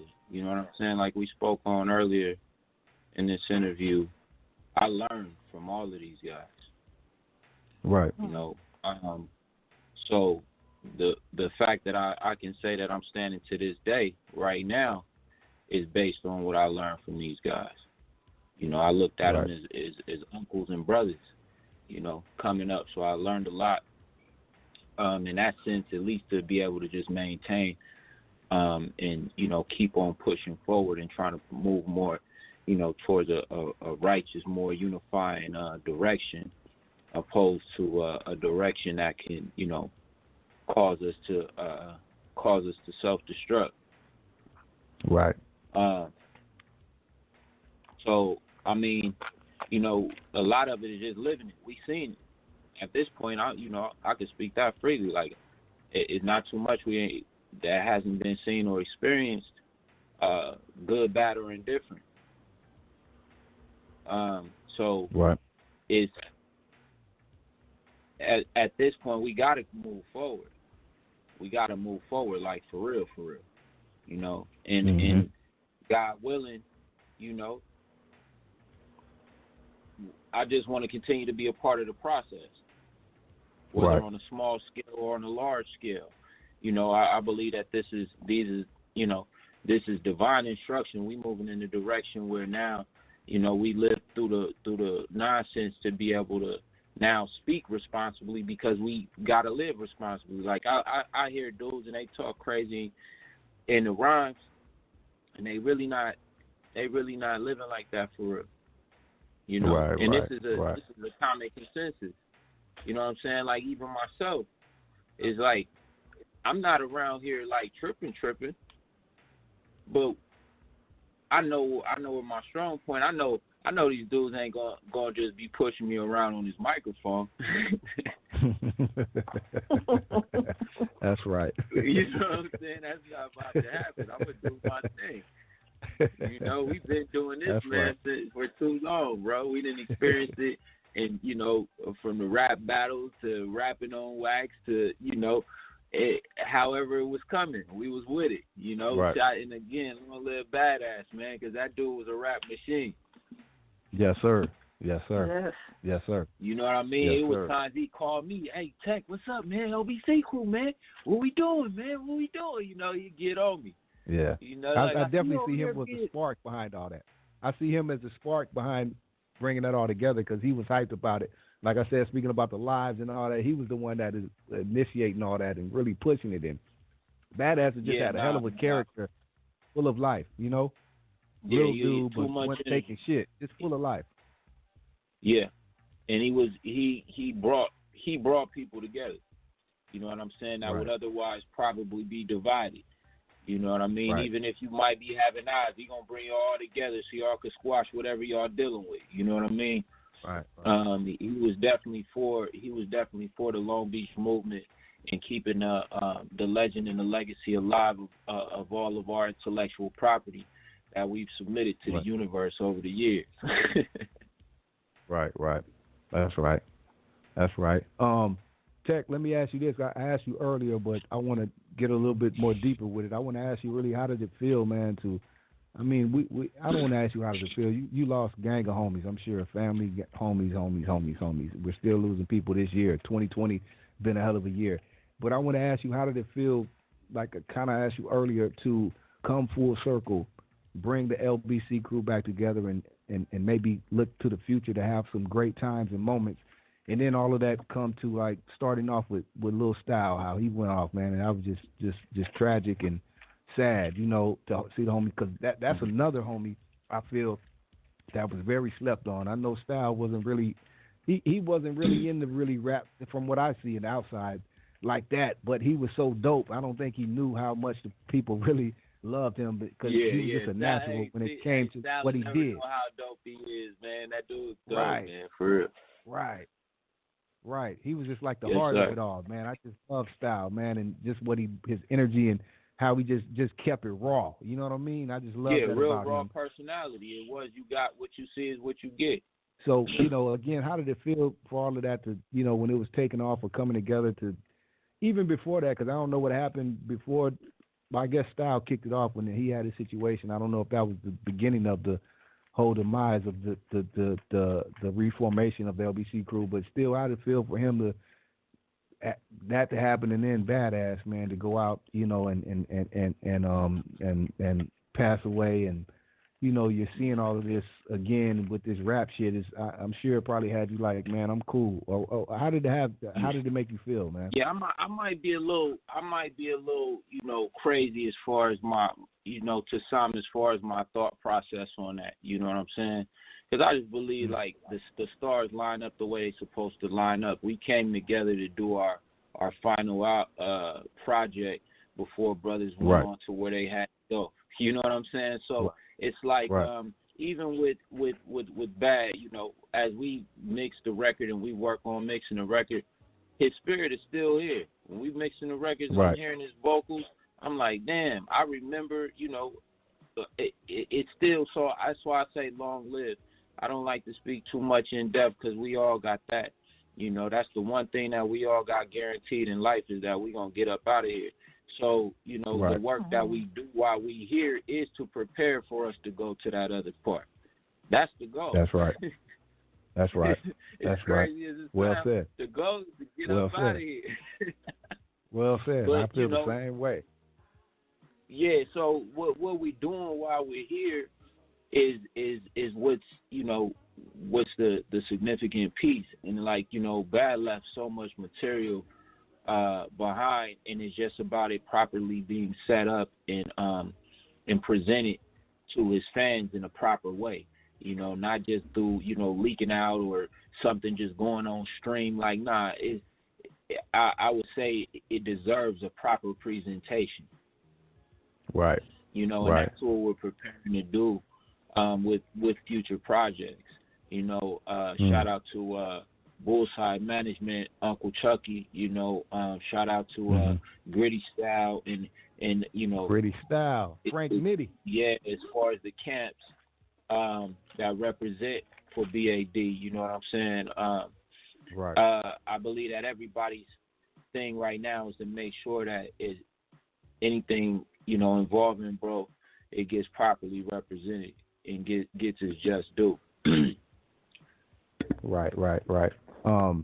One more thing, Technique, and then I'm gonna turn it over to Queen if she has anything else, because I don't want to keep you all night. You know, some things I still didn't touch on, but I could talk to you all night, bro. Hey, we chilling, man. Hey, we chilling. Whoever chilling with us, Okay. man. Hey, shout out for tapping in. You know, it feels cool, man, hanging out on the G-Lew show. You know what I'm saying?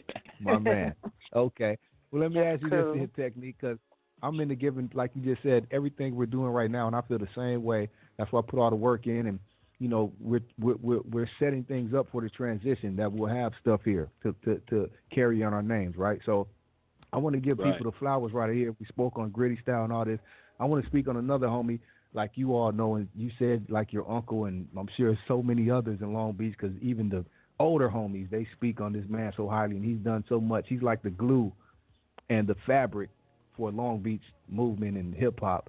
You know, Big Style, you know what I mean? Can we speak briefly on him and what he's done, not only for you, but for the city, and how he shaped everything, and even with Dog, you know, just put everything together, because we got to give these people their flowers while they're still here. Definitely. The style is, everybody knows, but he's been in the cut, so some people may tend to forget. So can you speak on Style for a minute, which is a good friend too, and I've had a chance to, you know, kick it with him a few times, but speak on Style and what he's done for the city, you know, that you can say positive about the homie. You know, just to stay in line with everything, and shout out to Big Style. What I would say with Style, when you think, you know, Dog Pound, you think LBC crew and all those early on movements that helped establish Long Beach's spot in hip hop. You know what I'm saying? It's like, that's C-Style right there. And and the reason why I can say that is because just as a youngster growing up and, you know, hanging out with my pops and rolling up on 19 and just seeing how Style was performing and how he was bringing everyone together during those times. I'm talking about the 80s. These are young dudes that's having it. Right. You know what I mean? First Mercedes-Benz, I seen Candy Elko, 61 Impala, Candy Paint, Gold Dayton, all that. With C-Style airbrushed on the back. Right. Straight up. So this was like my upbringing. I've seen, as long as I've been able to recognize, I've been seeing bro bringing the city, you know, in one way or another. I mean, the streets is the streets, and again, I don't get too involved in hood politics, but when it comes down to what it did for hip hop, to bridge from the streets to what it did for Long Beach hip hop, he definitely, you know, you definitely got to give Big Style all his props, you know, for the tradies, for the techniques, for the badasses, all for of them, the little all Styles, South Central. Hey, and then Technique. Let me speak on this too briefly. Like you said, not to get into hood politics and none of that. I'm not even trying to get into that. But even somebody like, say, C-Style, when you say 19th Street, we all know the East Side and all that is 20s insane, major factors. But you got a guy like Style who can pretty much, I want to say he pretty much was a founder. I don't know if he was or not, but of 19th Street, to make almost his own gang and be a factor amongst all of these other factors and be respected how he was. I mean, even something like that, he was able to do that on his own, you know what I mean, and not become a part of everything else, do his own thing and be respected. Right. You know, I mean, like you said, not to get into politics, but even that is big in itself. Because I definitely would have been like, you know, I hand that one over to the OG really to clarify on that. But, I mean, you know, I can definitely agree with you on, as far as, just kind of being on your own island and making things happen from, your own your own path, trailblazing your own path, so to speak. Like, yeah, I can definitely I can hear that, and I can say that because everything has been, it's been built, not bought. Everything that's ever been anything, we built it. You know what I'm saying? So that's just dope to be a part of that. And he has a knack, man. This dude has a knack for it. Just about everybody, he's probably came and encountered them before they became, became whatever they are now. Right. So definitely a cold brother, man. Shout out to Big Style, man. Yeah. Shout out to Style. Again, like I said, I just want to give people their flowers, and he definitely deserves them. So, Style, if you're listening, much love, big homie. Yeah. And Queen, I know Queen. We got a few minutes left. Queens, anything else you want to ask the homie or chime in on? Your tour with Game. What is Game's personality like? Like, what is his energy like? Because I know at one time there was so much controversy out there about Game, but I just see him as being a real, just a real brother that just really don't give a damn about what people have to say. But what is his energy like? Hey, this is what I say, man. Game, man. Yeah. And that's whoever you want to be, you know what I'm saying? Game's game, you know what I mean? Because, yeah. I know you had a short stint with him. That's another thing we didn't get into. But, I can say, again, he's another brother who I learned a lot from as far as work ethic and showing me things. He gave me game. I can never take that from him, just to keep it solid as far as what his his public persona and personality is. You know what I mean? That's any given day. That's how I'm feeling that day. You know what I mean? So it is what it is. It is what it is. Right. I didn't know anything about no beef though. I didn't know anything about that. So I was just really speaking on, working with him as far as the music thing. Yeah, as far as the talent, hell of an artist, like hell of an artist. Work ethic, sure. Man, that's like his game always. Like I said, I learned a lot as far as that guy.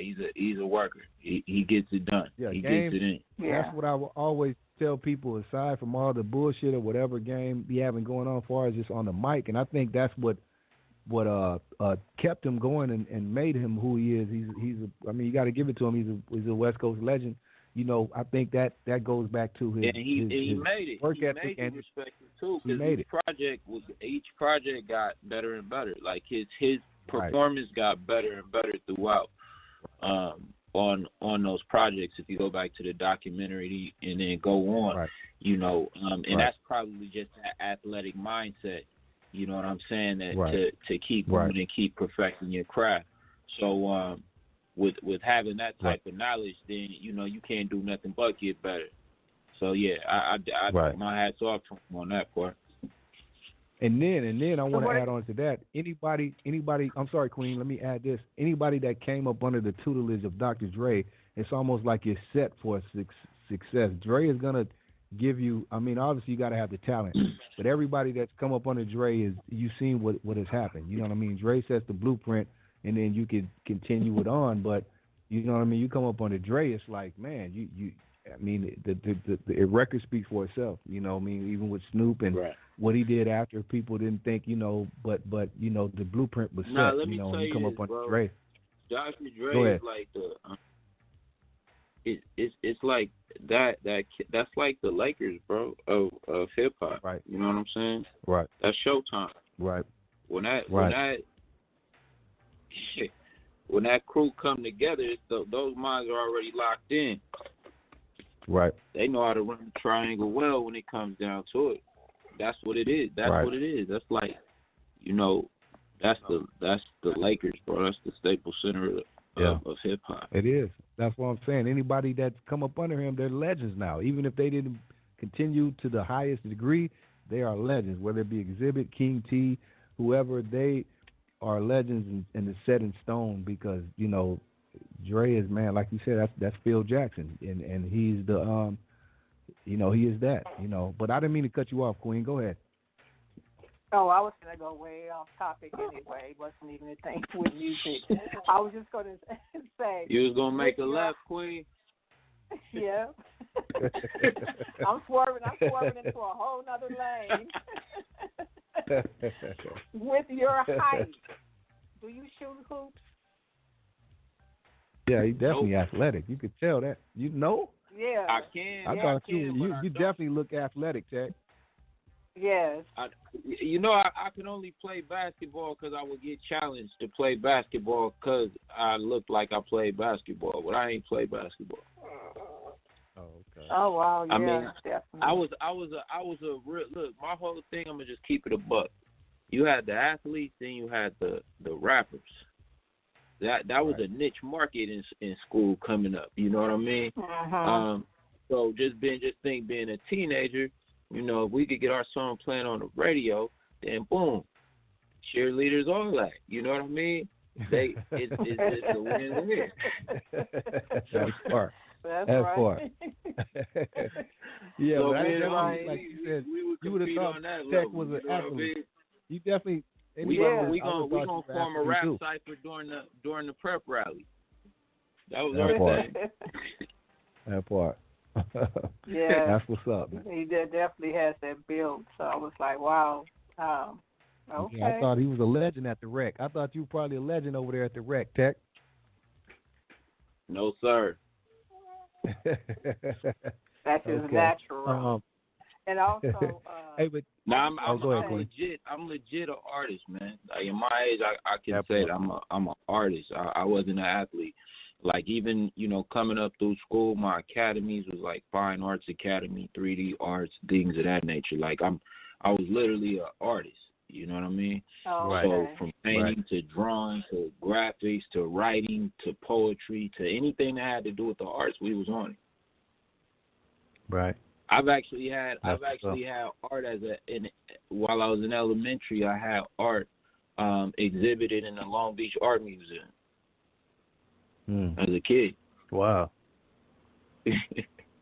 Yeah, so I was always been gifted. I was on nerd time at school, and we come back to the neighborhood and and be who we be kids. You know what I'm saying?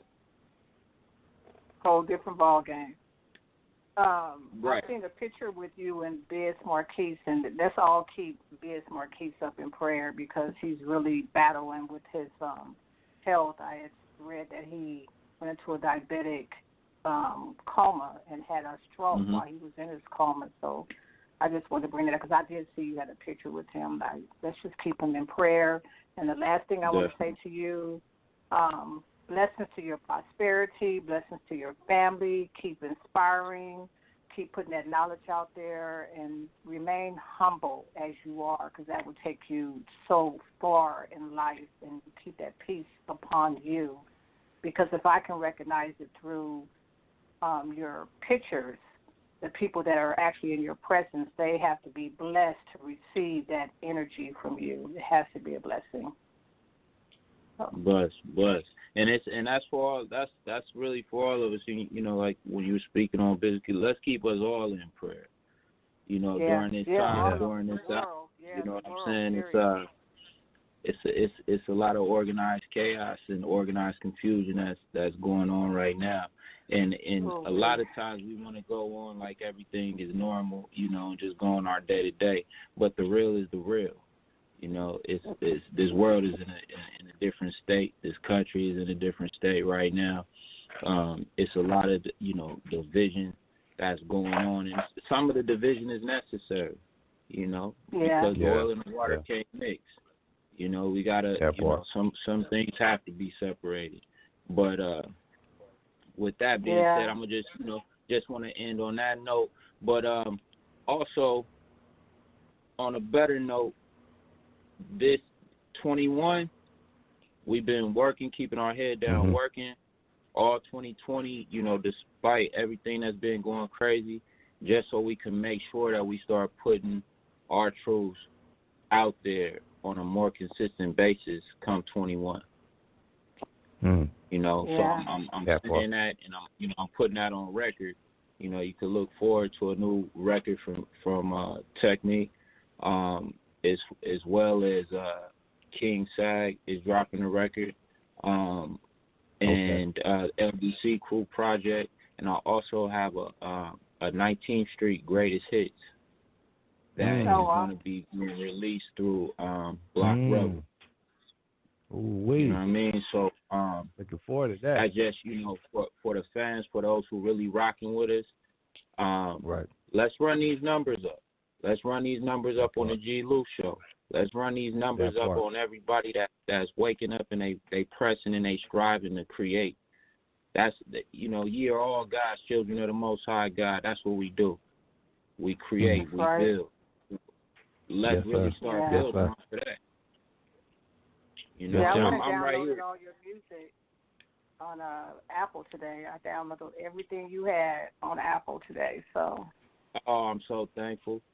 And you know, just to let everybody know that when you get Technic music, or you download or you support, you go to the website, buy hats, clothes, stuff like that, we reinvest that right back into the mission. You know what I'm saying? As far as to keep on being able to bring more material, more content, and just create more opportunity. Because the more we support it, the more we're able to support each other, employ each other, you know, take it to those levels to where, you know, now it's